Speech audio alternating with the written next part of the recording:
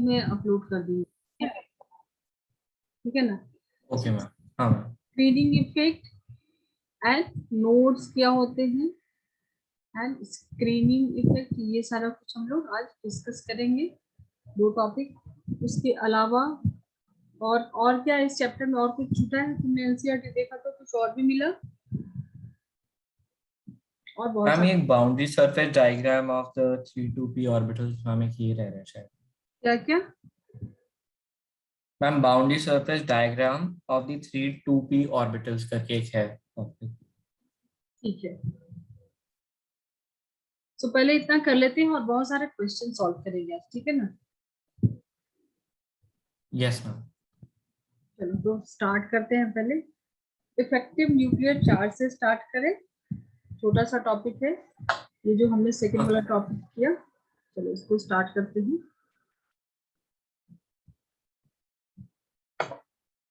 देखो, effective nuclear charge जो अभी तुमने समझा, उससे क्या समझा कि जो प्रोटॉन है वो कहाँ होता है, न्यूक्लियस में होता है, एंड उसके ऊपर क्या होता है, पॉजिटिव चार्ज होता है, ठीक है।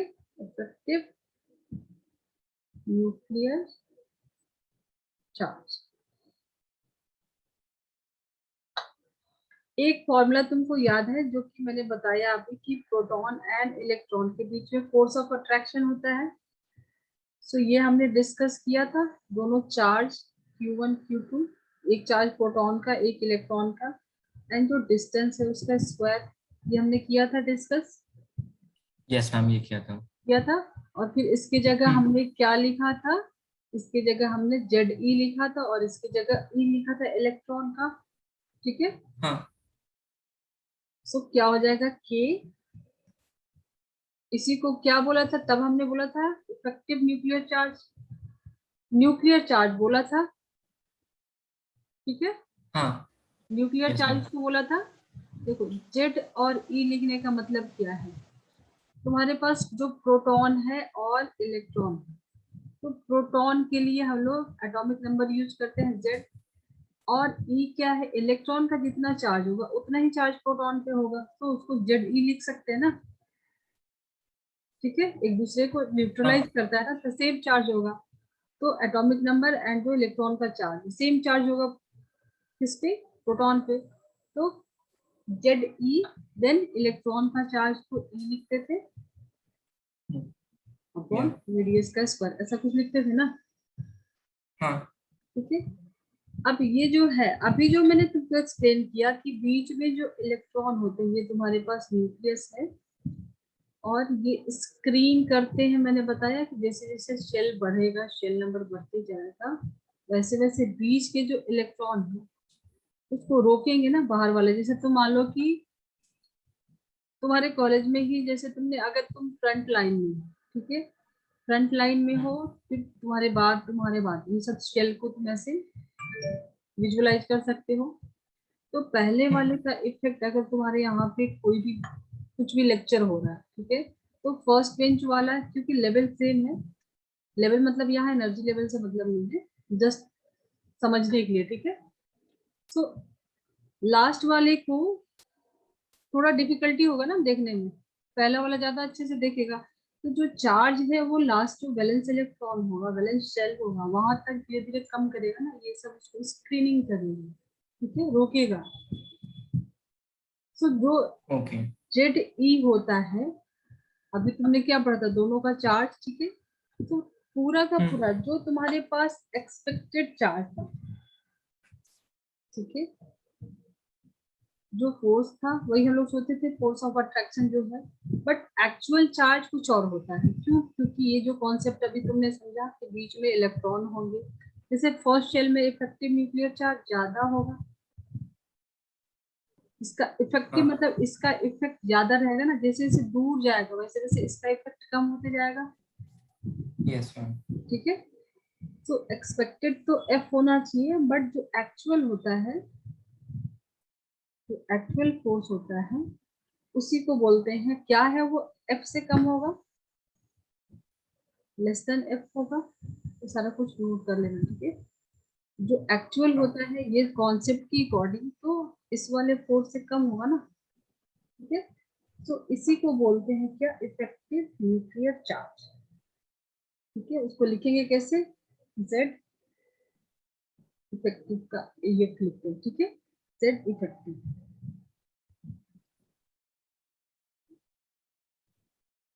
Effective nuclear charge. समझ में आया ये?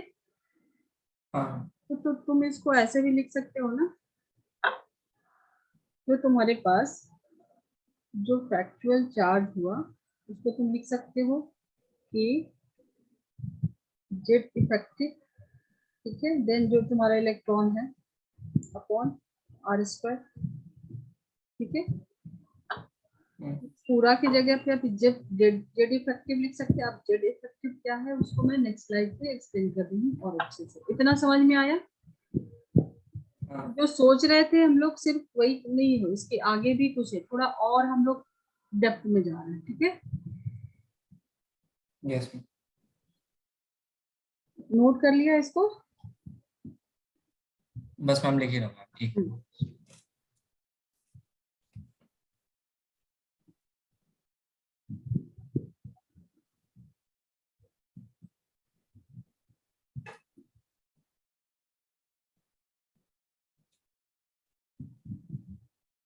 Yes ma'am.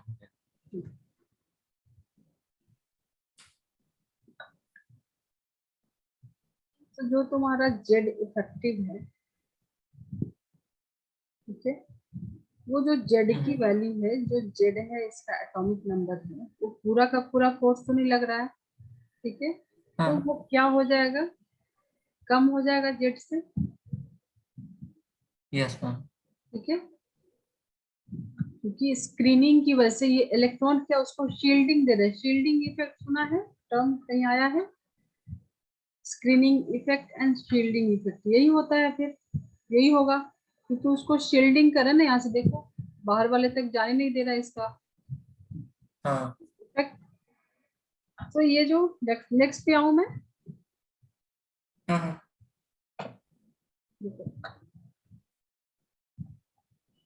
सो जेड इफेक्टिव जो है, जेड से कम होगा, कुछ कम होगा, उसी कम को सिग्मा लिखते हैं। ठीक है, सिग्मा एक नया कांस्टेंट है, इसकी वैल्यू है जो कि तुम आगे नेक्स्ट लेक्चर में पढ़ोगे डिटेल में ज्यादा पीरियोडिक टेबल में। ठीक है, तो अभी देखो तुमको वो छोड़ दो, तुमको ये देखना है कि इसकी वैल्यू और इसकी वैल्यू, बाकी ये तो तुम्हारा एटॉमिक नंबर है। ठीक है, हाँ जब सिग्मा की वैल्यू ज्यादा होगी तो इफेक्टिव न्यूक्लियर चार्ज कम होगा या ज्यादा है? मैम ज्यादा होना चाहिए। जब सिग्मा की वैल्यू कम होगी तो ज्यादा होगा या ज्यादा होगी तो कम होगा, कैसा होगा? मैम अगर सिग्मा की वैल्यू कम होएगी तो उसकी ज्यादा होएगी, एंड अगर इसकी ज्यादा होगी तो उसकी कम होएगी। ठीक है, मतलब जितना ज्यादा, मैम बेसिकली इनवर्सली प्रोपोर्शनल है एक दूसरे से दोनों हाँ, वैल्यूज। क्योंकि तुम यहाँ से अगर ये माइनस वैल्यू ज्यादा होगा तो फिर ये हो जाएगा ना। ठीक है, इसका मतलब ये है कि जो तुम्हारे पास, एक सेकंड में एक छोटा सा बना के बताती हूँ। जैसे ये जैसे जैसे तुम्हारा शेल बढ़ रहा है, उसके इसमें सब इलेक्ट्रॉन्स होंगे। ठीक है, तो हाँ शील्ड, तो शील्डिंग बढ़ेगी तो उसका इफेक्टिव न्यूक्लियर चार्ज कम होगा। ठीक है यस मैम। हाँ है ना? तो इसी हाँ सिग्मा को बोलते हैं, ये जो सिग्मा लिखा, जो सिग्मा है इसको बोलेंगे स्क्रीनिंग इफेक्ट या स्क्रीनिंग कांस्टेंट। ठीक है, हाँ स्क्रीनिंग कांस्टेंट। ठीक है, हाँ अब ये किस फैक्टर पर डिपेंड कर रहा वो भी थोड़ा देखना पड़ेगा, क्योंकि क्वेश्चन नहीं सॉल्व होगा जब तक थोड़ा सा और नहीं करेंगे। सो जो हाँ स्क्रीनिंग जो इफेक्टिव न्यूक्लियर चार्ज को, इफेक्टिव न्यूक्लियर चार्ज इस पे डिपेंड कर रहा है ना। ज्यादा अगर शील्डिंग ज्यादा होगी, ज्यादा शेल रहेंगे, शील्डिंग ज्यादा होगी तो इसका इफेक्ट कम होगा। मतलब ये ज्यादा रहेगा तो इसका इफेक्ट कम होगा। जैसे अभी तुम हाँ फर्स्ट 1s के लिए देखो, 1s के लिए देखो तो ये पास में है, इस पे कुछ स्क्रीनिंग नहीं है। ठीक है, कोई शील्डिंग नहीं है, तो इस पे इसका इफेक्ट ज्यादा रहेगा न्यूक्लियस का। ठीक है, तो जो फैक्टर है वो दो फैक्टर है जो कि इसको इफेक्ट करते हैं, नोट डाउन करो। फर्स्ट फैक्टर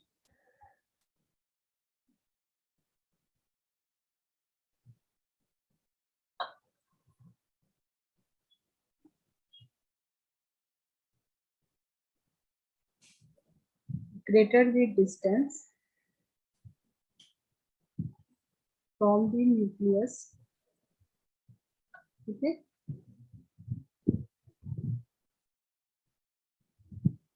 greater the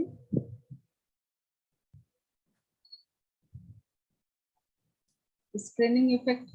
ठीक है, यस मैम। तो डिस्टेंस ज्यादा से मतलब क्या है, नंबर ऑफ शेल, एन की वैल्यू जिसकी ज्यादा हो। ठीक है, एन यहाँ पे नोट में डालो, एन की वैल्यू जिसकी ज्यादा हो। देन सेकंड किस पे डिपेंड है। चलो पहले थोड़ा सा इसके थोड़े एक दो क्वेश्चन बना लो, उसके बाद करते हैं, आगे बढ़ते हैं धीरे धीरे। One second. यस।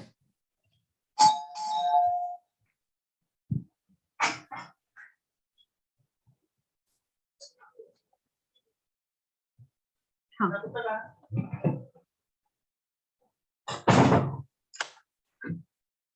अब तो मुझे बताओ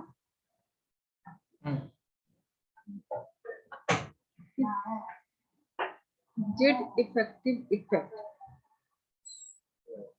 फर्स्ट शेल के लिए या 1s, and Z effective for 2s, किसका ज्यादा होगा। 1s का ज्यादा होगा, 2s का ज्यादा। अभी जस्ट मैंने तुमको वो स्ट्रक्चर बना के एक्सप्लेन किया है। क्वेश्चन पे मैम फोकस करना कि 1s का ज्यादा होना चाहिए मेरे ख्याल से। इफेक्टिव किसका ज्यादा होगा, 1s का। ठीक है, 1s का। अगर स्क्रीनिंग रहेगा तो उल्टा हो जाएगा। यस मैम, तो 2s का ज्यादा हो जाएगा फिर। ठीक है, इतना समझ में आया, क्लियर है। Yes ma'am. ठीक है, अब मुझे बताओ नेक्स्ट जो है, जेड इफेक्टिव 4p का ज्यादा होगा या जेड इफेक्टिव 3p का ज्यादा होगा।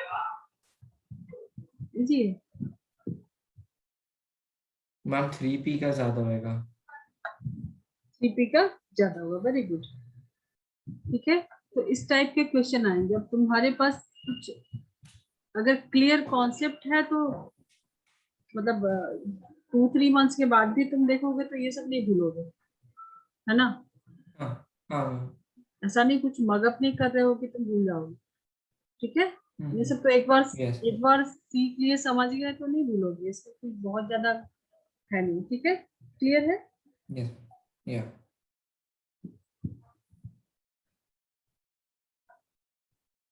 सेकेंड है जो तुमने बताया स्ट्रक्चर, तो थोड़ा स्ट्रक्चर को कर ले डिस्कस, या हम कर सकते हैं। कर सकते हैं। हम्म। ठीक है, तुमको क्या क्या पता है स्ट्रक्चर्स के बारे में, एस एन पी का पता है, एस पी हाँ का मैम, पता एस का है, जो स्ट्रक्चर है मैम वो एक सर्कल होता है एंड पी का एक डम्बल शेप में होता है। डी का। मैम डी का मैम वो 3 उसमें सर्कल्स हो जाते हैं। तो ठीक है, ठीक है, पहले इसका क्वेश्चन कर लेते हैं, फिर अगेन हम लोग को आना ही है ना। हाँ ठीक है, सेकंड जो है, सेकंड इफेक्ट जो है, इसका इफेक्ट जो करता है वो है डिफ्यूज्ड ऑर्बिटल्स। डिफ्यूज्ड ऑर्बिटल्स क्यों यूज कर रहे हैं,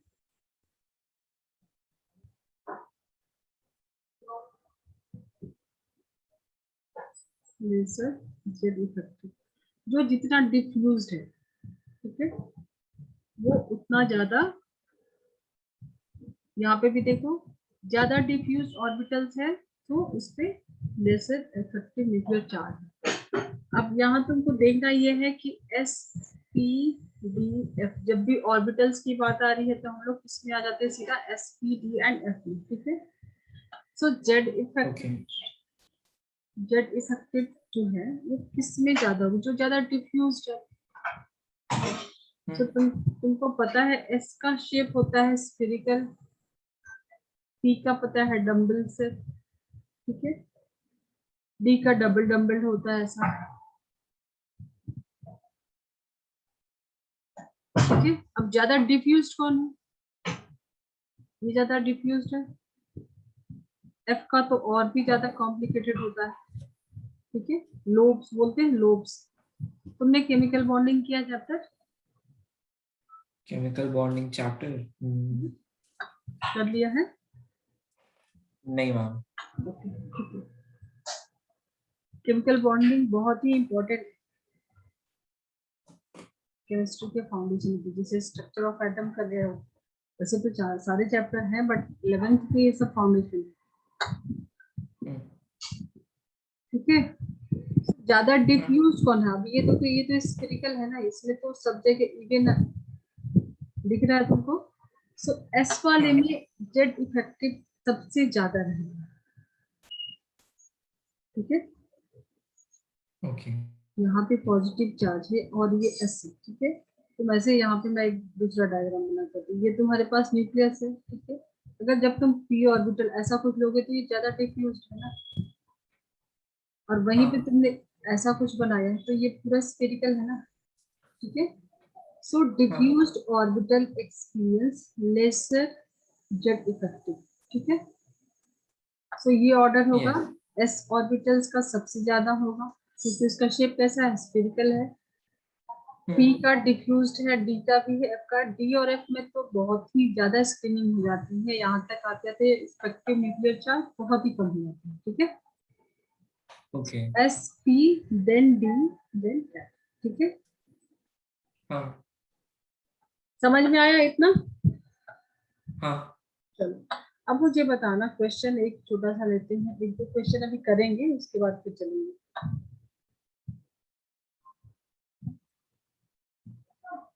फोरेस एंड फोर्टी किसका ज्यादा होगा? पहले हम लोगों ने क्या देखा था, फर्स्ट वाले में जो अफेक्ट कर रहा था एन की मैम वैल्यू देखा, 4s का ज्यादा होएगा। किसका ज्यादा होगा, फोरेस का ज्यादा होगा। क्यों, किस बेसिस पे, अभी तुमको इसके बेसिस पे आंसर करना है, ठीक है। हाँ मैम इसी के एन, बेसिस में आंसर हाँ, दिया था क्योंकि क्योंकि s distance, is greater than p इसीलिए। यस, पहले हमने किस पे डिस्कशन किया था, डिस्टेंस पे, मतलब नंबर ऑफ शेल एन पे, ठीक है। अब यहाँ पे आ गए तुम एल पे, हाँ ठीक है। सो एन एल एल, तो एस और पी में देख रहे हो कि एस की ज्यादा है, पी की कम है, तो ये हो जाएगा तुम्हारा, ठीक है। एक और क्वेश्चन सॉल्व करो, नोट कर लो इसको।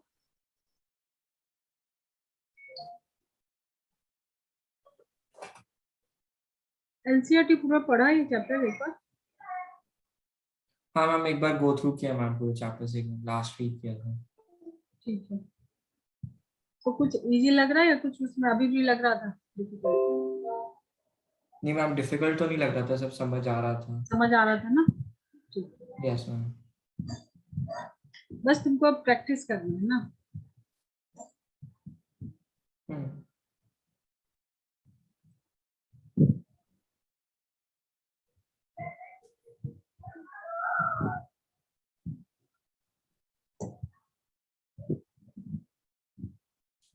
और इसके लॉन्ग क्वेश्चन के लिए तुमको नोट्स बनाने होंगे, लॉन्ग लॉन्ग आंसर्स कर लोगे ना। हाँ रेफरेंस बुक में कौन सा रखा तुमने एनसीईआरटी के अलावा? मैम एनसीईआरटी के अलावा मैम बस प्रदीप। प्रदीप, ओके, हाँ तुमने बोला।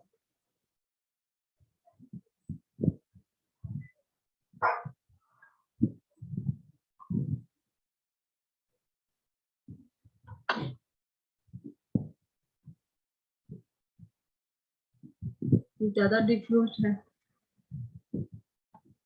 उससे ज्यादा अभी यहाँ पे जाओगे और तो अभी हम लोग थोड़ा सा शेप भी करेंगे, एक दो क्वेश्चन करा लेते हैं। तुम्हारा 5 5 o'clock कोई क्लास रहता है क्या, आना? यस मैम, फिजिक्स वाली। 5:30 तक रहता है। मैम पर वो मैं सर मुझसे पूछ रहे शिफ्ट कराने का, तो अगर आपको शिफ्ट करना टाइम आप कुछ। हो जाएगा शिफ्ट। हाँ मैम, वो मुझे। क्या टाइमिंग ले रहे हो उसका? मैम वही आप बता दो मैम, लाइक मैं आपको नेक्स्ट बता देता हूँ जो उन्होंने मेरे को टाइम बोला था। अगर 4:30 to 6 हो जाता मेरे लिए तो अच्छा है, अगर पॉसिबल है। अदरवाइज कोई फोर बात थर्टी नहीं। टू सिक्स हाँ अगर हाँ मैम पॉसिबल। कर सकते हैं। उनने मेरे को बोला था 2 to 3, 3 to 4 या फिर 4 to 5 ही रखना है, तो आप कर सकते हैं उस टाइम। हाँ तो 6-6:30 तक पूरा भी हो जाएगा अगर पॉसिबल है तो, अदरवाइज कोई प्रॉब्लम नहीं नहीं मैम पॉसिबल है। है। ठीक है तो मुझे बता देना। सैटरडे का 2:30 टाइमिंग है ना? Yes ma'am, 2:30 to 4:30 4।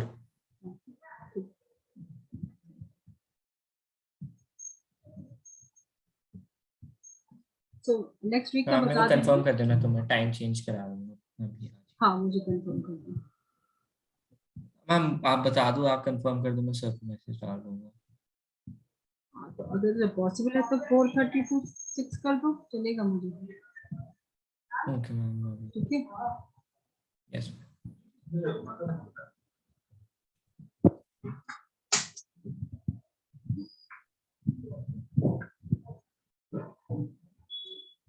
हो गया। यस मैम, बस 1 मिनट।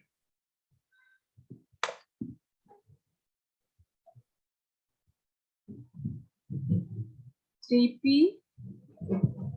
5D एंड 5S तुमको अरेंज करना है in increasing order of Z effective.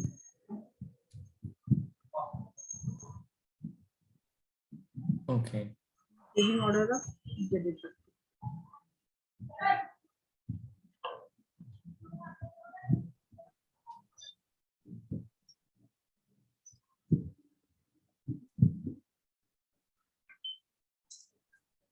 Z effective increasing order. Okay.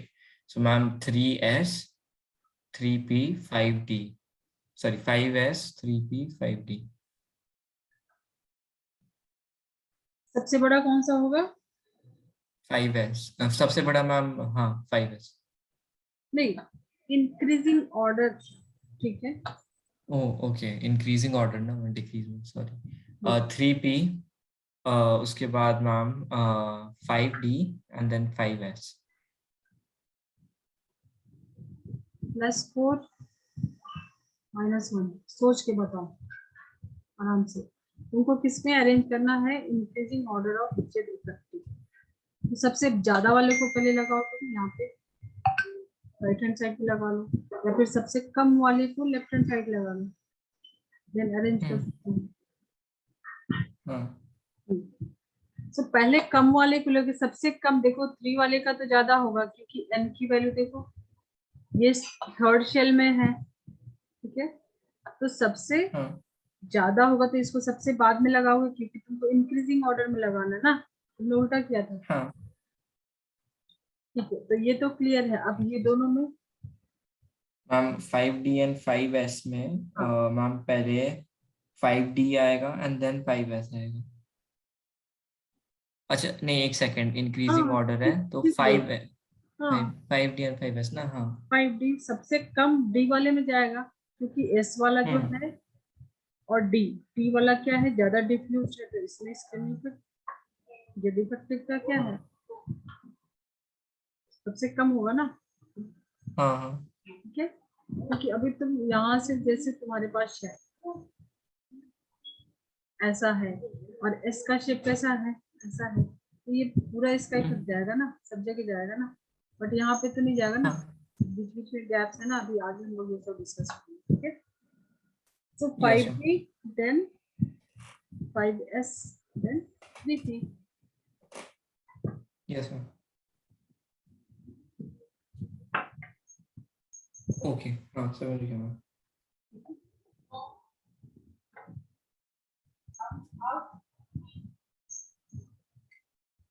मैंने कुछ क्वेश्चन निकाले थे, एक सेकंड।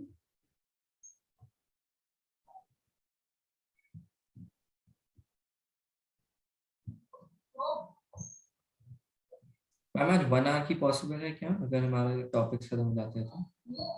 1 आवर की पॉसिबल है कि आज अगर सारे टॉपिक्स खत्म हो जाते हैं तो?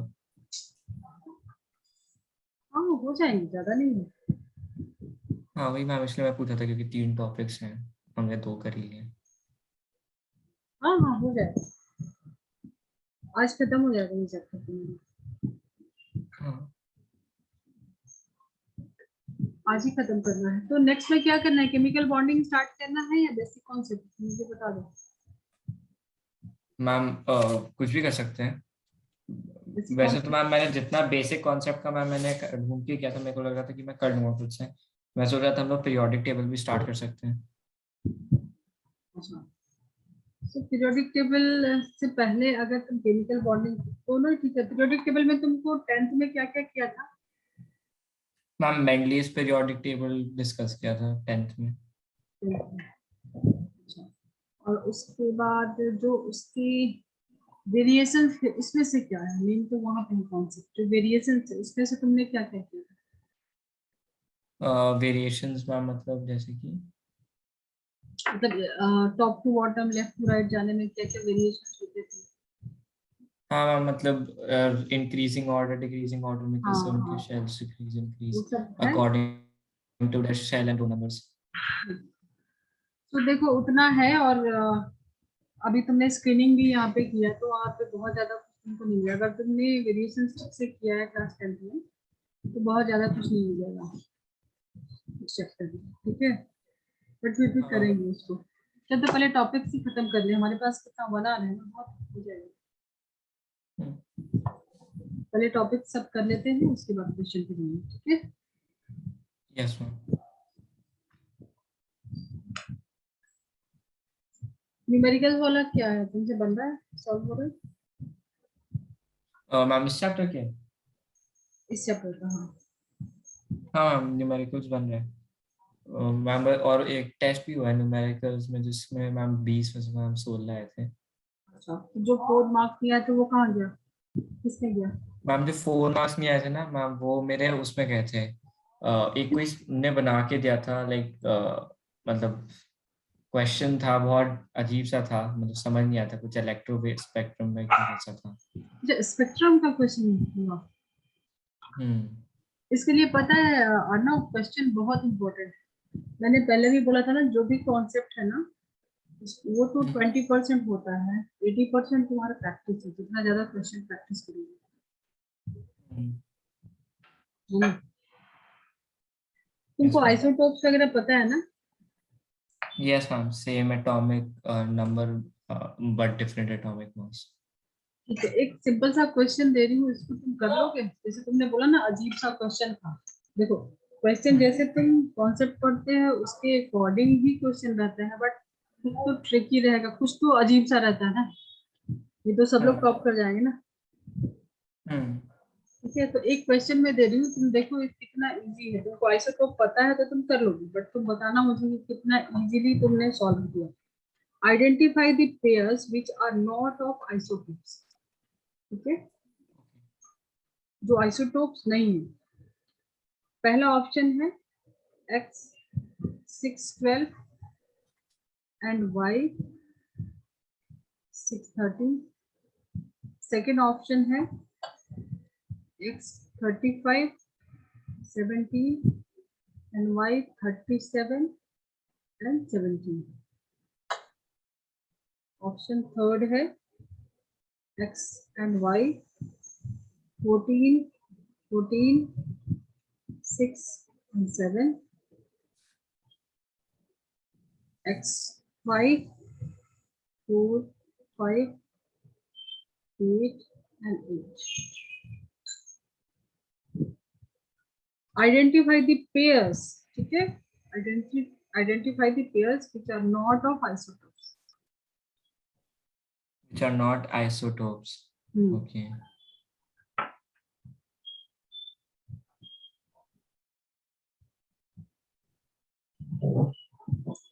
तो तुमको देखो, चाहे क्वेश्चन कितना भी अजीब सा हो, तुमको मैम ऑप्शन 4 होएगा मैम, जो कि नॉट ऑफ आइसोटोप्स का है।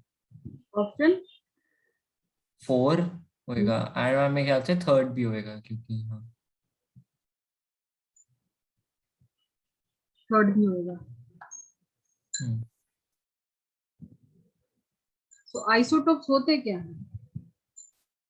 हम जिनका एटॉमिक नंबर जो होता है वो जेड सेम की होता वैल्यू है सेम बट होती है, मास, जेड की हाँ बट वैल्यू मास सेम होती डिफरेंट होता है। है, मास नंबर को ए से डिनोट करते हैं, वो होता है डिफरेंस, ये होता है ना। तो देखो क्वेश्चन यस। कॉन्सेप्ट भी तुमको पता था, बट इस टाइप के क्वेश्चन आएंगे तो टाइम लग रहा है ना। तो प्रैक्टिस जरूरी है, क्वेश्चन की प्रैक्टिस जरूरी है, क्योंकि इतना सिंपल जितना तुम पढ़ते हो, जितना एक हल्का सा एग्जांपल लेके करते हो, वैसा क्वेश्चन तो नहीं आता ना। ठीक है, तो ये सब कुछ यस। देख के पता चलता है कि कितना ज्यादा इम्पोर्टेंट है क्वेश्चन करना।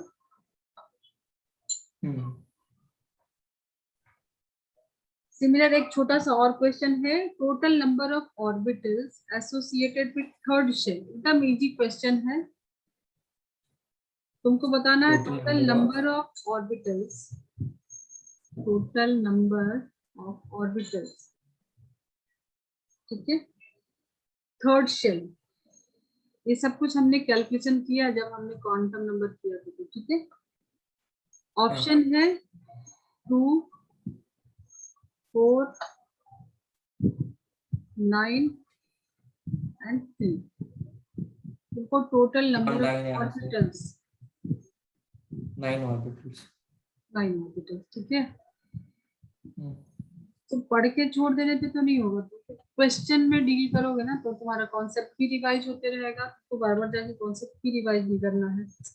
जब तुम कॉन्सेप्ट पढ़ने पढ़ो बैठोगे तो लगेगा कि हाँ ये भी पता है, जब क्वेश्चन प्रैक्टिस करोगे तो क्वेश्चन के साथ तुम्हारा कॉन्सेप्ट भी रिवाइज होगा ना। हाँ चलो, तो स्क्रीनिंग इफेक्ट हो गया, क्लियर बन जाएगा क्वेश्चन, अभी लेंगे यस मैम, क्वेश्चन लेंगे। यस मैम वो हो गया ठीक है। अब नोड्स क्या होते हैं जहाँ पे इलेक्ट्रॉन नहीं मिलता है? मैम नोट्स, मैम मेरे को एक बार आप बताना मैम, नोट्स वो n-1 वाली चीज होती है ना? हाँ वो तो मैंने तुमसे पूछा था तो तुमने बोला कि है, सुना है, तो थोड़ा सा मैं हाँ बता। मैम वो आपने करवाया हुआ है, मैंने ध्यान नहीं दिया, अभी मैंने नोट्स में चेक किया तो आपने लिखवाया हुआ है नोट्स के बारे में, n-1 वो मैम तो मैंने जस्ट, अपने हाँ एनुअल वो तो नोट्स में। जस्ट थोड़ा सा मैंने कराया था, बट उसमें एंगुलर नोट, उसमें सारा कुछ तुम्हारा शेप्स डिस्कस करेंगे और कौन कौन से एक्सिस पे क्या, जो डिफ्यूज हमने अभी एक छोटे से टर्म यूज कर लिए, वो सारा कुछ डिस्कस करेंगे, ठीक है। Yes ma'am.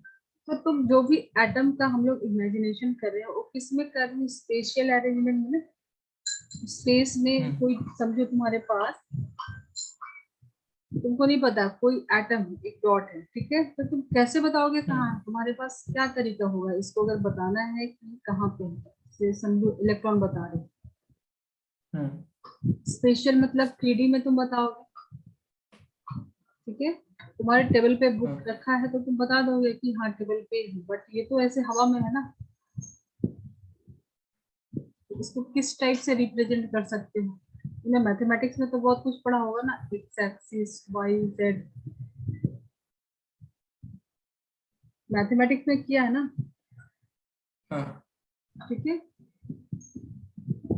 तो अभी एटम को थोड़ा सा यहाँ पे डाल के मैथमेटिक्स सोच के बता सकते हो, जैसे मान लो कि 1s है, 1s का तुमने ऐसा सिंपल सा, हम लोग अभी देखिए s का स्फेरिकल शेप होता है, तो या तो तुम उसको x और y एक्सिस पे लेके ऐसे बना के देख सकते हो, जो हमने अभी जस्ट ड्रॉ किया था प्रीवियस में, कि ये तुम्हारा न्यूक्लियस है और ये s ऑर्बिटल है, ठीक है।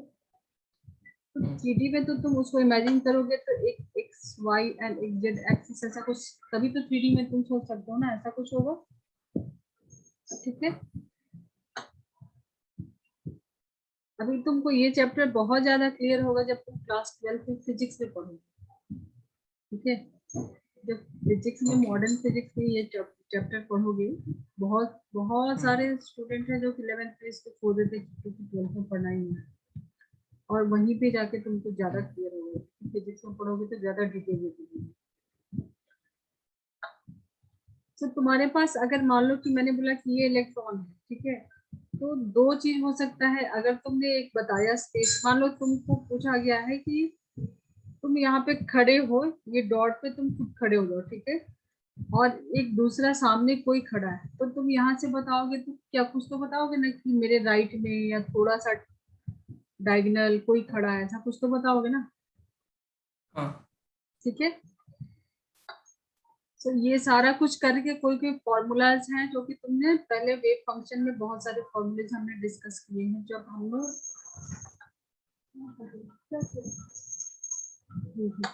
ठीक है, तो उस टाइम पे हमने काफी कुछ फॉर्मूला ड्राइव किया था। ठीक है, अब प्रोबेबिलिटी डेंसिटी जो कि इलेक्ट्रॉन है, ठीक है, जो प्रोबेबिलिटी ऑफ इलेक्ट्रॉन, उसमें तुमको दो चीज पढ़ना है, जिसपे एक है रेडियल, ठीक है, पहला टर्म आएगा रेडियल एंड देन आएगा एंगुलर,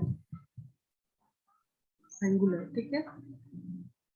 सो अगर तुम एक्सिस पे जाके तुमको थोड़ा सा मैं एक सोच लो, जैसे मान लो ये तुम्हारे पास 1s ऑर्बिटल है और एक 2s ऑर्बिटल है, ऐसा कुछ बना लो। एनसीईआरटी में देखा होगा, ऐसा सिंपल से बनाया 1s एस, यहाँ पे बनाया 2s, ठीक है। तो तुम 1s एंड 2s के बीच में तो कोई दूसरा शेल नहीं है ना 1s में, मैम 2s मैम बीच में एक छोटा सा बनाया हुआ है डॉट सा। एक बनाया है, एक सेकंड, यस मैम। ये तुम्हारा हो गया न्यूक्लियस, ठीक है, और ये first shell and then red वाला सेकंड शेल, बीच में व्हाइट कलर का दिया है जहाँ पे इलेक्ट्रॉन की डेंसिटी नहीं है, ठीक हाँ है। So probability of finding electron nodes पे होता है कि नहीं होता, नहीं होता, कुछ भी नहीं होता वहां पे, इलेक्ट्रॉन नहीं होता, उसे बोलते नहीं, ठीक है। और इसका कुछ तुमको ग्राफ भी मिलेगा, जैसे 1s के लिए ये सारा कुछ एनसीईआरटी में दिया हुआ है, ठीक है। इलेक्ट्रॉन की जो डेंसिटी है, मैक्सिमम प्रोबेबिलिटी, तो कितने नोड्स हैं 1s में, कितने नोड्स हैं, क्वेश्चन सिंपल आएगा कि नोड्स कितने हैं 1s में, कितने नोड्स हैं, नोड्स किसको बोल रहे हैं समझ में आया, नोट्स। हाँ मैम। ठीक है। सो 1s में नोड्स कितने हैं, 0, 1s में नोड्स कितने हैं, कुछ भी गैप नहीं है, देखो तुम्हारे पास एनसीईआरटी है, उसमें डायग्राम दिया हुआ है बेटर तरीके से, एनसीईआरटी है, देखा उसमें दिया हुआ है डायग्राम, हाँ मैम दिया हुआ ठीक है। तो 1s में है। तो एक भी नोड्स नहीं दिख रहा ना, एंड 2s में एक नोड दिख रहा है,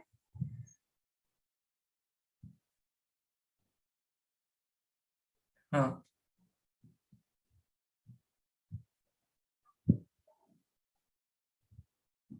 सो S and P and D, इसके शेप्स अभी हम लोग डिस्कस करेंगे और देखेंगे जो अभी X X Y and Z axis पे क्या क्या शेप्स है, और थोड़ा सा डिस्कशन करेंगे रेडियल एंड नोडल, ठीक है। हाँ। रेडियल एंड नोडल का डायरेक्ट तुमने किसका फॉर्मूला लिखा था, रेडियल का लिखा था, ये मैम मैंने जो लिखा था मैम नोट्स में, मैम उसमें लिखा है नोड का लिखा है एंड एंगुलर एंड रेडियल का लिखा है। ठीक है। तो मैम जो उसका लिखा था टोटल नोट्स का मैम वो था n-1 एंड एंगुलर का था वो n-l-1। ठीक है, उसको समझ में आया था, इसे नोट किया ना, समझा था, नहीं मैम समझ आ गया अब। ठीक है। सो पी में कितने ऑर्बिटल्स होते हैं, मैम पी में हम्म, एक सेकंड मैम याद नहीं है क्यों नोट नहीं में। याद है, इतना कर ये देखो पी सबशेल बनाया था ना, कितने ऑर्बिटल्स, अच्छा हाँ मैम इसमें थे 3। तीन, ऐसे हाँ अभी हम लोग लिख के काम चलाए थे, p x p y p z, अब उसको अभी यस यस। रिप्रेजेंट करेंगे कि उसके शेप से रिलेटेड, मतलब शेप के अकॉर्डिंग, ठीक है। तो मान लो कि तुम्हारे पास ये पी ऑर्बिटल्स अभी हम लोग स्पेस में डिस्कस कर रहे हैं, तो क्या होगा, कैसा होगा, इमेजिन कर रहे हैं, ठीक है।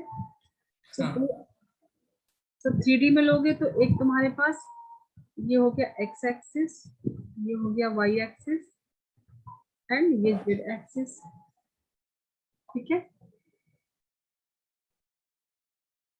ठीक है।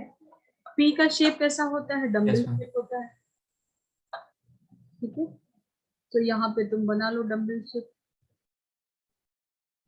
ये मान लो एक्स है, ये वाई है, एंड ये जेड है। ठीक है, तो इसको पी एक्स बोले। पहला वाला ऑर्बिटल्स यहाँ पे मैंने स्पेस में, तुम ऐसे उसको इमेजिन कर सकते हो। ठीक है, पी एक्स। अब पी वाई बनाना यस हो, मैम। पी वाई बनाना हो तो कैसे बनाओगे? क्वेश्चन आता है यहाँ से। ठीक है, कुछ हाँ। क्वेश्चन, कुछ क्वेश्चन अगर रह जाएगा तो मैं तुमको भेज दूंगी, सब करना, सब बनेगा। ठीक है, यस मैम।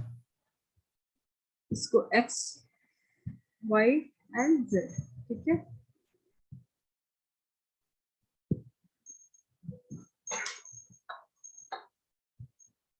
पी वाई बना ले वाई एक्सिस पे, इसका नाम दे दिया पी वाई। साथ में तुम भी ड्रॉ करते रहो। ठीक है, देन पी जेड।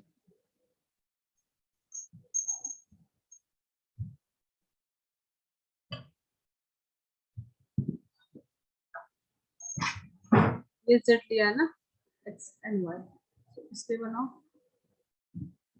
क्योंकि इसका तो डंबल शेप है तो ठीक है। अभी डी में जाओगे तो कुछ और ही बनेगा शेप, क्योंकि डबल डंबल हाँ होता मैम, है। फिर 2 डंबल्स बन जाएंगे बीच में से क्रॉस करते हुए। हाँ, तो बट उसका क्या अरेंजमेंट है स्पेस में, एंड जो भी तुमने पढ़ा है क्वांटम नंबर, वो सारा अप्लाई करके अभी क्वेश्चन आएंगे, वो सॉल्व करना है। ठीक है, यस मैम। ये हो गया तुम्हारा पी सेट। तुमने एम की हाँ, वैल्यू, पी के लिए एम की वैल्यू क्या निकालते थे? एम की पी वैल्यू पी के शेल लिए। के लिए एल की वैल्यू क्या हम्म। होता था? मैम 0। जीरो तो एच के लिए होता था ना। अच्छा हाँ। एस के लिए जीरो, पी के लिए वन, टू, ऐसे निकाल देते ना। ठीक है, तो पी के लिए एल की वैल्यू कितनी होगी? One. 1 1।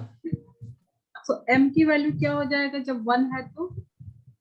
Plus minus one, zero. +-1 ठीक है, 0। Minus one, zero, plus one, यही होगा। तीन होगा, मतलब तीन यस मैम। ओरिएंटेशन होगा। ये सब कुछ हमने जो लिख लिख के नोट्स में डाला था, अभी तुम यहाँ पे उसको समझ सकते हो। ठीक है, जो हमने लिखा था तीन वैल्यू, मैं यहाँ पे वापस लिखती हूँ। ठीक है, क्या लिखा था? एम की वैल्यू हम लोग लिखते थे zero, minus one, plus one, या फिर ऐसे लिखते थे minus one, zero, plus one, ऐसे लिख लिख के करते थे। मतलब एम क्या बताता है? मैग्नेटिक क्वांटम नंबर क्या बताया? ओरिएंटेशन। यहाँ पे हम लोग ओरिएंटेशन की बातें कर रहे हैं। ठीक है, यस मैम। क्लियर हुआ हाँ। अभी? जो p x, p y, p z, ये कन्वेंशन है, कोई भी तुम ले सकते हो, जो नहीं कि ये पी एक्स है और ये पी जेड है। ठीक है, जनरली हाँ। जो एम की वैल्यू जीरो रखते हैं उसको हम लोग जेड एक्सिस पे रखते हैं जनरली। बट ये सब कुछ कन्वेंशनल है, सब कुछ थ्योरी नहीं फिक्स्ड है। ठीक है, एम के लिए ओके। एम की वैल्यू जीरो जो होता है वो हम्म। पी जेड मान के चलते हैं। ठीक है, बट ओके। रूल नहीं है ऐसा। ठीक है, तो हाँ। ओरिएंटेशन तुमने देखा पी ऑर्बिटल्स के लिए, जिसका एल कितना था? वन, एंड एन क्या था? 1 वन, जीरो। -1 0 एंड 1। ठीक है, पी ऑर्बिटल्स के हाँ। लिए एस का तो सिंपल था, हाँ। Spherical shape. ठीक है, इसको कॉपी करो, yes then ma'am. D, d वाले पे आते हैं। ओके। मतलब देखो, जो पी एक्स है वो कहाँ पे है? एक्स एक्सिस पे है। पी वाई जो है वाई एक्सिस पे है, जो लोग मैंने बनाए हैं, डम्बल शेप बनाए हैं। एंड पी जेड जो है हाँ। जेड एक्सिस पे। अब डी ऑर्बिटल्स का ओके। थोड़ा कॉम्प्लिकेटेड शेप है, हम्म। Double dumbbell. उसके उसके ओरिएंटेशन को अभी देखेंगे। हाँ मैम, वैसे मैम स्कूल में मैम वैसे शेप्स के बारे में पढ़ाया नहीं था उन्होंने। नहीं पढ़ाया था ना? नहीं। हाँ, ठीक है। देखो, ये पूरी केमिस्ट्री में तुमको ये सारे कॉन्सेप्ट लगेंगे। अगर तुम्हारा कॉन्सेप्ट क्लियर रहेगा हाँ। तो कहीं फंसोगे नहीं किसी टॉपिक में। Yes ma'am. नोट कर लिया? यस मैम, मैं बनाता हूँ। नहीं मैम, बना रहा हूँ, एक मिनट।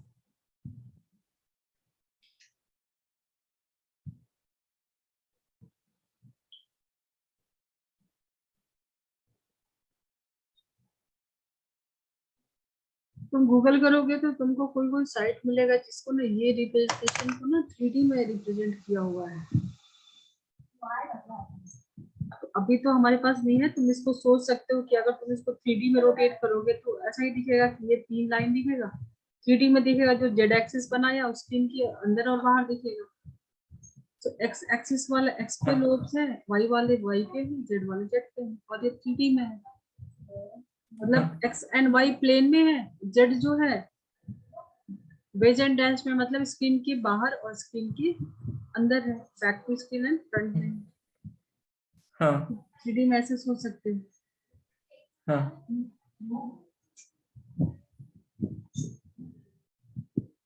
यस मैम, हो गया।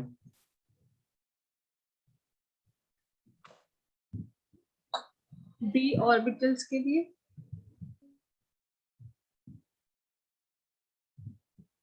एल की वैल्यू क्या होती है डी के लिए? एस मैम जीरो डी के लिए पी वन डी टू, ये होती है ना एल की वैल्यू। हाँ। ठीक है, तो एल की वैल्यू 2 है, तो अभी तुमको ओरिएंटेशन के लिए हमको क्या चाहिए? एम की वैल्यू चाहिए, मैग्नेटिक क्वांटम नंबर चाहिए। तो एम क्या हो जाएगा? -L2 + L। ठीक है, सो माइनस, मैं यहाँ शॉर्ट, अच्छा चलो, -2 -1 0 1 2। 1 n + 2। ठीक है, तो ये 5 ओरिएंटेशन तुमको मिलेंगे डी के लिए, डी ऑर्बिटल्स के लिए। चलो तो इसको भी ड्रॉ करके देखते हैं यस मैम। जल्दी जल्दी। 5 बना लेते हैं।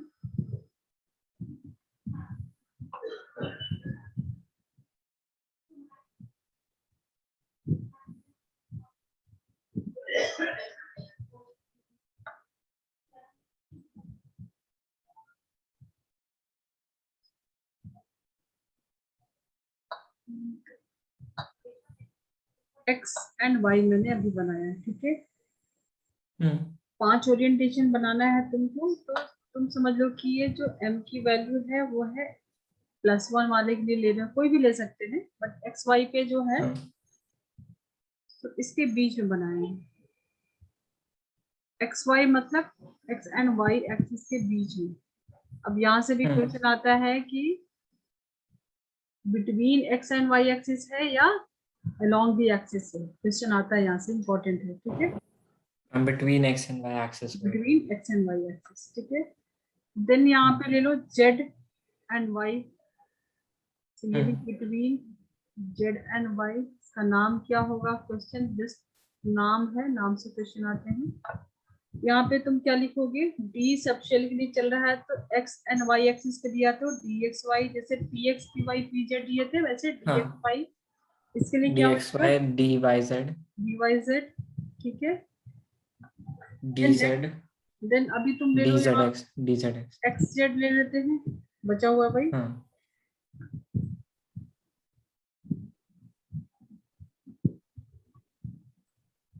तो ये हो जाएगा डी जेड एक्स।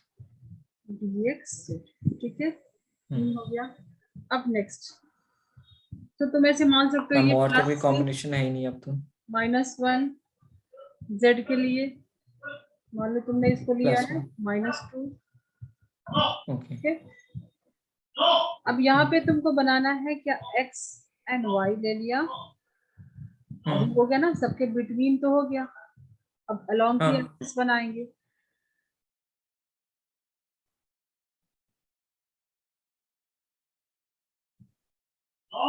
ठीक है, यस फिर मैम। यहाँ पे ले लो वाई एंड जेड,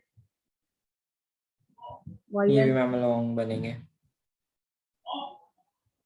इसका थोड़ा अलग ही होगा। तुम्हारे पास है अभी एनसीईआरटी में दिया हुआ ये वाला डायग्राम? एनसीईआरटी में शायद शायद से दिया हुआ। हाँ। ठीक है, अब देखो ये इसका नाम है, कुछ इसको ज्यादा सोचना नहीं है, जस्ट इसका नाम है dx² - dy², कुछ इसको ड्राइव नहीं करना है। ठीक है, जस्ट इसका नाम है। हाँ एंड इसके लिए नाम है dz²। देखो जेड एक्सिस के अलोंग है तो dz²। ठीक है, तो यहाँ पे तुम m की वैल्यू 0 इसको मान सकते हो, जस्ट एक्सप्लेन करने के लिए m हाँ इक्वल टू +2 सब हो गया हमारा, 5 जो रिप्रेजेंट करना था, हाँ +1 -1 -2 -2 एंड 0, +2 0। जो 5 यस मैम। ओरिएंटेशन देके चले थे, ठीक है। तो ये इसका हाँ रिप्रेजेंटेशन है, ठीक है। अब हाँ एक्सिस पे यस कौन मैम। सा है, ये दोनों तुम देख रहे हो, दोनों किस पे है, अराउंड द एक्सिस है।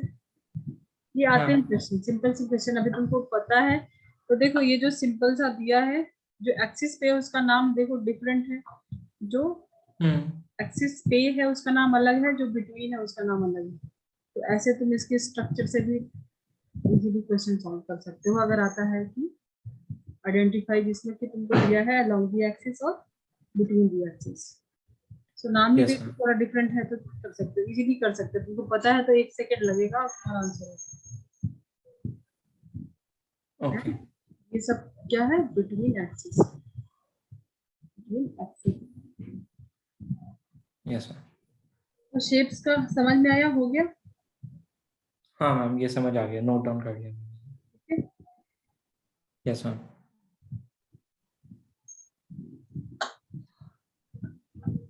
नोट कर दिया पूरा, हाँ हाँ मैम वो साथ में ही कर लिया था मैंने आपने, ठीक समझ आ गया मेरे को ये। है। तो शेप्स का हमारा हो गया, स्क्रीनिंग हो गया, नोट्स का जो बचा हुआ है, नोट्स, उसमें मैंने क्या वो बताया था, रेडियल नोट्स था रेडियल मैम, एंड, सिर्फ रेडियल नोट्स बच रहा मैम, आपको समझाना, दूसरा नोड वाला आपने समझा दिया था मेरे को। रेडियल नोट्स, ठीक है।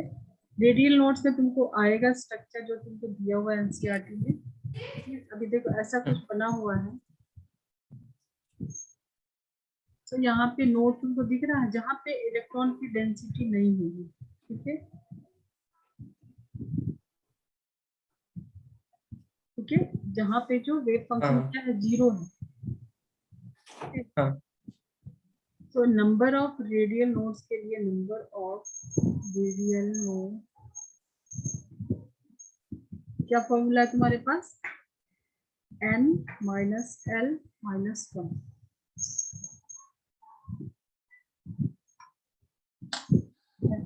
नोट किया था ना ये फॉर्मूला तुमने,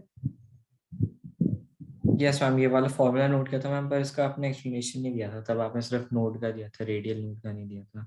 हाँ नहीं, इसी क्वेश्चन सॉल्व करेंगे ना, नोट पे आएगा तो इसको क्वेश्चन सॉल्व करेंगे तो तुमको समझेगा इसका एप्लीकेशन क्या है, ठीक है। ओके। Yes ma'am. पहले देख लेते हैं radial nodes and angular nodes. Angular nodes अभी क्या हो जाएगा, तुमने शेप देखा, अभी इसके बाद ही तुम कर पाओगे एंगुलर नोड। अभी शेप समझ में आ गया along the हाँ axis, ठीक है। अभी तुम एंगुलर नोड समझ सकते हो, उसके पहले कुछ भी पता नहीं चलता। सो एंगुलर नोड्स भी देख लो, एंगुलर नोड, एक छोटा सा एग्जांपल लेते हैं पीएक्स का, ठीक है। ये पीएक्स एक्सिस अभी तो छोटा सा लेंगे, समझ में आ जाएगा क्योंकि तुमने सब कुछ किया है। और यहाँ पे बनाते हैं पी ऑर्बिटल, डंबल शेप, ठीक है। तो इस एक्सिस से अगर तुम कहाँ पे जाओगे, कितने एंगल पे जाओगे कि तुमको नोड्स मिलेगा। नोड्स क्या होता है, जहाँ पे इलेक्ट्रॉन नहीं होता है, प्रोबेबिलिटी टू फाइंड हाँ। इलेक्ट्रॉन नहीं होता है यहाँ पे, हम्म ठीक है। तो कितने एंगल पे तुम जाओगे, यहाँ से समझो तुमने अपना, ये तुम्हारा एंगल आ रहा है तो 90 डिग्री पे जाओगे, जहाँ पे भी तुमको नोड मिलेगा। हम्म। ये एंगल कितना होगा, 90 डिग्री, ठीक है। हाँ जैसे मैंने बोला ना कि तुम मान लो कि तुम यहाँ पे खड़े हो और तुम्हारे सामने कोई खड़ा है, ठीक है, स्पेस में कुछ नहीं है, तुमको अभी एक्सिस वगैरह सब भूल जाओ, ठीक है। तो कुछ एंगल बताओगे, जैसे मान लो कि मेरे से राइट जाके, मान लो तुम यहाँ से राइट गए, थोड़ा सा घूमे तो यहाँ पे पहुंच गए, ऐसा कुछ रहेगा ना, कुछ नहीं है हाँ। तुम्हारे पास एक्सप्लेनेशन, तो ऐसे बता सकते हो यहाँ से राइट जाओगे तो सेकेंड वाला, ठीक है। हाँ यस मैम। तो तुम्हारे पास जब स्ट्रक्चर आ गया, तुमने अभी भी डिस्कस किया, सब कुछ देखा, पीएक्स का स्ट्रक्चर, हम्म पी एक्स एक्सिस पे, ठीक है, और पी ऑर्बिटल हम्म। के शेप देखा, डंबल शेप। तो यहाँ से कितने एंगल पे जाएगा तो उसको नोट्स मिलेगा, 90 डिग्री पे जाएगा तो एक नोड मिलेगा, हाँ ठीक है। So yes ma'am. Number of angular nodes जो होता है, जैसे तुमने रेडियल हम्म नोड्स के लिए फॉर्मूला लिखा, एंगुलर नोड के लिए समझ में आ गया, अच्छी बात है, बट एंगुलर नोड्स के लिए एंगुलर नोड प्रैक्टिस करनी पड़ेगी। और कुछ नहीं, एंगुलर नोड सबसे इजी है, is equal to number of l, जो भी एल की वैल्यू वही होता है एंगुलर नोड। ओके, अच्छा। अभी क्वेश्चन करोगे हाँ। तो समझ में आएगा हम्म। क्या है हमारे पास।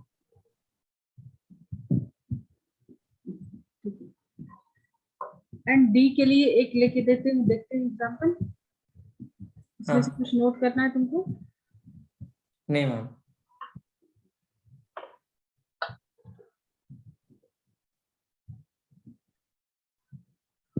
डी का शेप क्या था, डबल डंबल ऐसे कुछ बनाया था हमने, यस। सारा शेप एक्सप्लेन करने का मतलब यही था, एंगुलर नोड तक पहुंचेंगे कैसे, तब तक ये पता नहीं रहेगा, नहीं समझ सकते ना। हाँ। तुम मान लो एक्स एक्सिस या वाई एक्सिस कहीं से भी जाते हो तो कितना एंगल पे जाओगे कि तुमको नोड मिलेगा, नोड क्या होता है अभी पता चल गया है, तो कितना एंगल पे हाँ जाओगे कि तुमको नोड मिलेगा। मैम, मान लो 90 पे जाना चाहिए। मान लो कि यहाँ से तुम चल रहे हो, ठीक है, हम्म। तो कितने, अगर मान लो तुमने 3D में सोचा इसको, तो कितने हम्म। एंगल पे जाओगे यहाँ से, अगर देखो सब तो ये कहीं से भी तुम स्टार्ट करते हो तो 90 नहीं, हम्म। तुमको यहाँ से तो 45 पे ही मिल जाएगा ना, ये हाँ। नोड है ना चारों में, ठीक है। अगर ये जेड एक्सिस हम्म। है मान लो, तो तुम यहाँ से 90 डिग्री पे जा रहे हो तो मिल जा रहा है तुमको, हाँ। 45 डिग्री पे जाओगे तो मिल जाएगा डी के लिए, हाँ। ठीक है। तुम यस मैम। यहाँ तुम यहाँ से या तो इधर जाओ या तो इधर जाओ, तो 45 डिग्री जाओगे मिल जाएगा, अभी क्लियर हुआ, हम्म। ठीक है। तो एंगुलर नोड के लिए जो एल की वैल्यू है वो हो जाएगा एंड, रेडियल के लिए n minus l minus one, ठीक है। ओके। ओके। चलो थोड़े से क्वेश्चन प्रैक्टिस करो तो तुमको क्लियर हो जाएगा कि क्या करना है, ठीक है ना। ठीक है ma'am. Yes ma'am.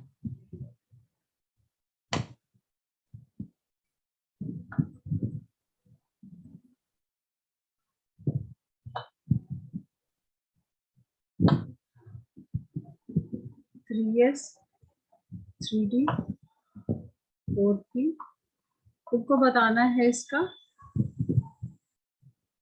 Angular node and radial node and total nodes, total क्या होगा ये भी देख लो, टोटल नोड्स, ठीक है। 3s के लिए क्या होगा, 3s के लिए। तो तुमने फॉर्मूला लिखा है हाँ। उसमें क्या चाहिए, एल चाहिए, ठीक है। हाँ। तो एल क्या होता है, एस पी डी 0 1 2, ठीक है। सो मैम इसमें 3 माइनस 0 माइनस 1 नहीं, हो जाएगा। एंगुलर के लिए सो तो मैम एल की वैल्यू वही रख देना, एल की वैल्यू चाहिए, हाँ सिर्फ। एंगुलर मतलब तो एल की वैल्यू वही रख देना, ठीक है। मैम एल की वैल्यू तो 0 है ना यहाँ पे। क्या हो जाएगा, 3 मैम माइनस एंगुलर नोड तो 0 हो जाएगा। 3 है ना, 3 माइनस 1, हाँ एंड इसका फॉर्मूला क्या था, नहीं ये मैम, तो इसका फॉर्मूला था radial, n minus l minus 1। हाँ तो यहाँ तो एल की वैल्यू रख दोगे, ये तो 0 हो जाएगा तुमने जो बोला। 0 आ गया, यस मैम। रेडियल में क्या मैम था, n radial minus node ma'am हो जाएगा 2। 2 हो जाएगा, ठीक है। हाँ, so 2 मैम टोटल नोड्स जो जाएंगे वो 2 हो जाएंगे फिर। टोटल नोट्स में हो जाएंगे 2, क्योंकि ये 0 है, ठीक है। हम्म। तुमने किया यस क्या मैम। यहाँ पे, सिंपल जो लगाया था, एन कितना था 3, तो क्या किया तुमने, 3 माइनस एस 0 माइनस 1, तो 2 आ गया तुम्हारे पास, ठीक है। 3D यस के मैम। लिए एंड 4P के लिए भी सेम करके बताओ, मैम तो ये 2 होएगा इसका एंगुलर नोड। अंदर नोट 2 हो जाएगा, तो मैम रेडियल नोड हो जाएगा इसका 2 माइनस एन। हाँ, सो इसका हो जाएगा 3 माइनस 2 माइनस 1, सो मैम वो हो जाएगा -2। डाल के नहीं देखो, एक सेकेंड, 0 0 हो जाएगा मैम, 0 हो जाएगा, 0 हो 3 जाएगा। माइनस 2 माइनस 1, 0 हो जाएगा ना, 1, यस मैम, 0 हो जाएगा। सो मैम एंड इसके टोटल टोटल नोट नोड्स भी 2 हो गए। 2 हो गया। Yes ma'am. 4P के लिए मैम 4p के लिए मैम एंगुलर नोड 1 हो जाएगा, रेडियल नोड हो जाएगा मैम इसका 2 हो जाएगा इसका मैम रेडियल नोड। 3 माइनस 4 है ना? मैम 4 है मैम, ये 4, yes ma'am. 4 minus 1 minus 1 4 minus 1 is 1, so ma'am ये 2 तो ये हाँ मैम हो 2 हो जाएगा। जाएगा फिर ये, टोटल कितना होगा? so ma'am total 3। ठीक है, देखो अभी यस तुमको क्लियर समझ में आ गया, इसको प्रैक्टिस कर लेना, क्योंकि थोड़ा सब कुछ मतलब तुम इमेजिन कर रहे हो 3D में, और कॉन्सेप्ट भी 3D वाला ही है, तुमको अलग ही है, हाँ तो थोड़ा रिवाइज करके रखो, हाँ ठीक है? Yes ma'am. कुछ डाउट है अभी तक? नो मैम अभी तो कोई डाउट नहीं है। अभी जीरो का क्या मतलब है? मैम 0 का मतलब मैम वो कहीं पे मीट नहीं करेंगे। जीरो का मतलब देखो, जैसे तुम डी का तुमने देखा ना स्ट्रक्चर, डबल डम्बल होता है ना, हाँ ठीक है? तो डबल डबल तुम बना रहे हो, ऐसा बना रहे हो, तो नोट्स आएगा इसमें, कहीं भी जाओगे तो तुमको इलेक्ट्रॉन क्लाउड तो मिलेगा ना, हाँ ठीक है? यस ठीक है, मैम। तो जीरो मतलब, चलो थोड़े क्वेश्चन कर ले, अभी तो हमारे पास टाइम बचा, ऑलमोस्ट हो गया हमारा कॉन्सेप्ट। क्या हाँ बचा मैम मैं हुआ है? सोच रहा था मैम मैं थोड़ा जल्दी खत्म कर लेते कि लगातार तो ठीक है मैम कर लेते हैं क्वेश्चंस। हाँ, और कुछ बचा है इसमें? नहीं मैम सारे कवर हो गए अब तो। ऑलमोस्ट ना।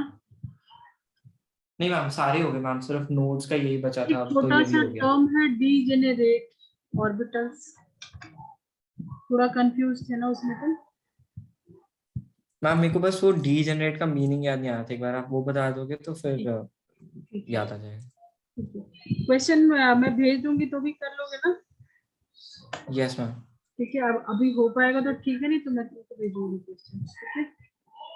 Okay ma'am. मैं अगर भूल जाऊँ तो मुझे मैसेज कर देना, ठीक है? क्योंकि अभी यस मैम क्वेश्चन मैंने अभी करना। नोट्स मैम चेक कर लिया मैम डी जनरेट ऑर्बिटल्स का।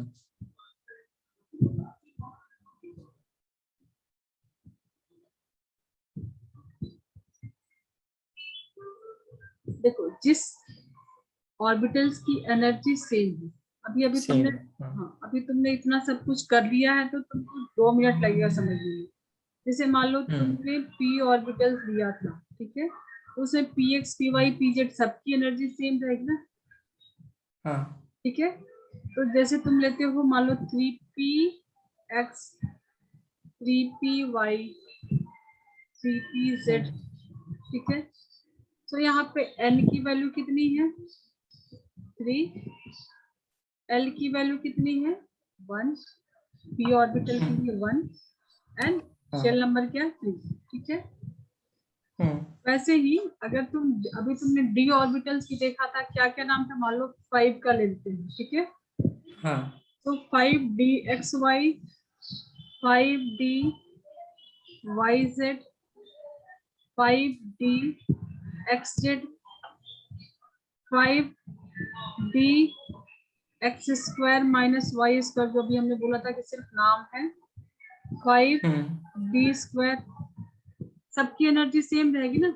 जो हमने p हाँ ऑर्बिटल्स ये बनाया था, सबकी एनर्जी सेम है ना? d के लिए 5 जो बनाया था हाँ हमने ऑर्बिटल्स, ठीक है? हम्म एनर्जी तो सबकी सेम है, px py pz, हाँ या इसके जो नाम यस यहाँ पे सब डालोगे, ठीक है?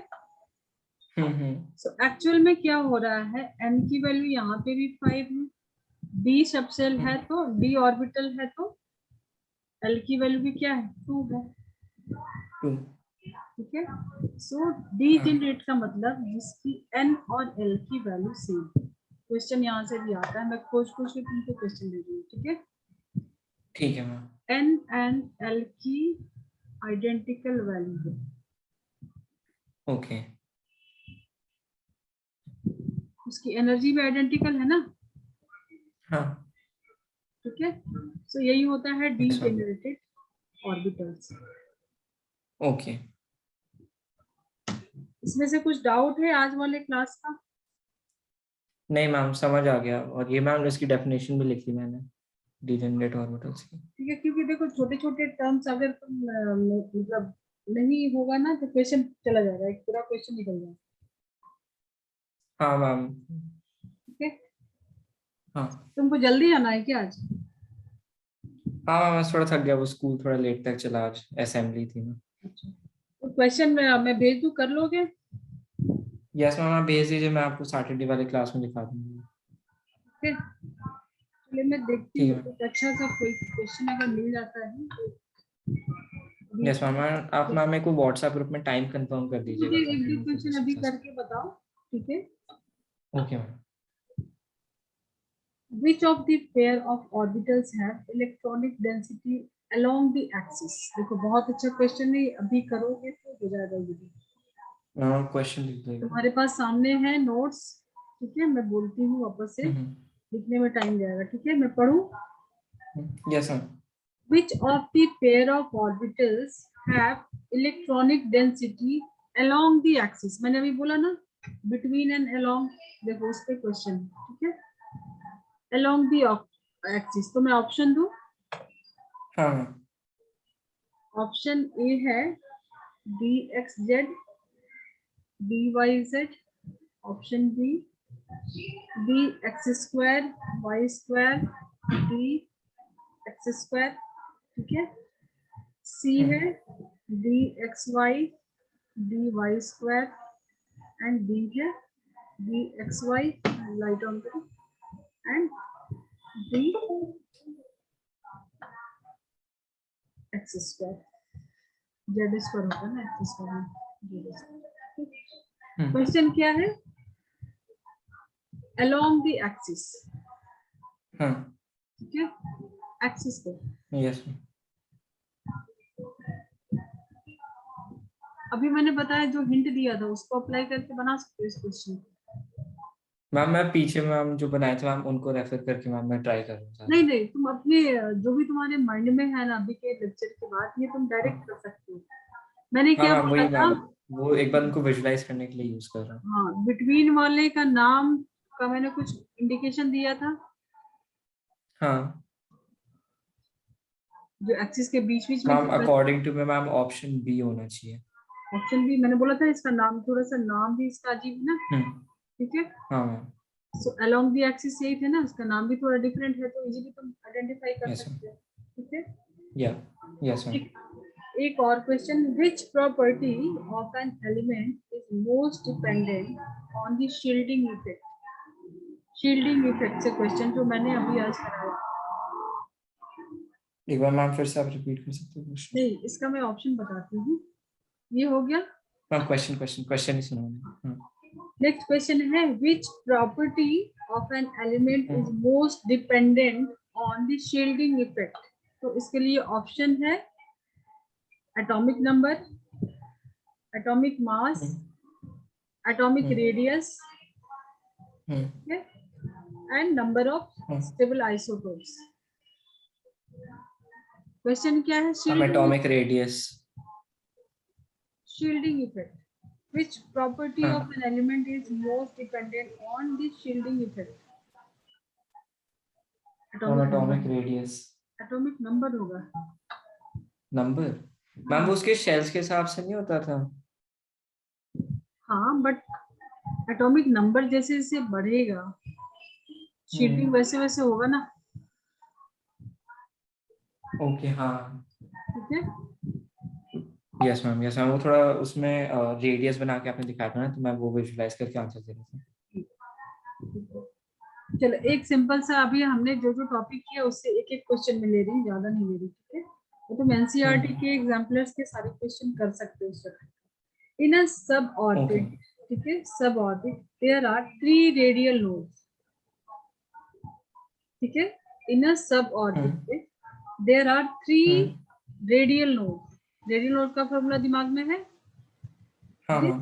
this suborbital can be option A 4s or 5p, option B 4d or 5p, option 3 4s or 4p, last option 3s और 3p। क्वेश्चन क्या है? हम इसका क्या निकालना है?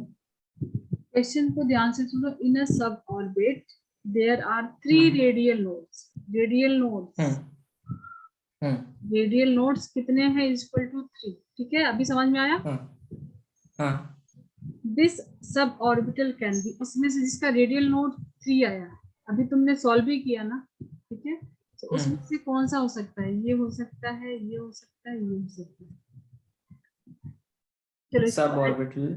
हाँ, इसको कैलकुलेट करना, ये तुम्हारे टास्क हो गया, और क्वेश्चन सॉल्व करना एनसीईआरटी एग्जाम पर. ठीक है, ओके. रेडियल नोड Yes, की ma'am. वैल्यू दिया, मतलब क्या है तुम्हारे पास? n माइनस l माइनस 1, ये होता है ना रेडियल नोड. ठीक है, उसकी वैल्यू तुम्हारे पास गिवन है, और ये सब तुमको गिवन है, तो किस में होगा? ओके. ठीक है, तो Yes, सॉल्व ma'am. करना इसको. ठीक है, चलो जाओ. Okay. ठीक है, ये चैप्टर Yes, हो ma'am. गया अच्छे से तुम्हारा आर्नव? Yes, ma'am. अच्छे से होगा. अभी तुम बोल सकते हो कि हाँ सब हो गया, समझ में आ रहा है, बन रहा है आंसर. Yes, ma'am. मैम आप मेरे को एक टेस्ट भी दे देना, मैं वो कर लूँ अटेम्प्ट, एक हाँ टेस्ट, ताकि आप भी कर लो वैल्यूएबल. हाँ. तो सैटरडे को केमिकल बॉन्डिंग भी स्टार्ट कर सकते हैं, या फिर बेसिक कॉन्सेप्ट करना है, तो मुझे दोनों में से कोई भी चलो एक स्टार्ट कर देते हैं. ठीक है, मैम आपको जो सही लगेगा मैम, कॉन्सेप्ट वाइज आप वो स्टार्ट करवा दीजिए. ठीक है. और तुम एनसीईआरटी एंड एग्जाम्पलर या प्रदीप से जो भी है इस क्वेश्चन के मैक्सिमम क्वेश्चन करो. ठीक है, बहुत क्वेश्चन ओके आते हैं मैम. इसमें. Okay, bye. Okay. Ma'am thank you.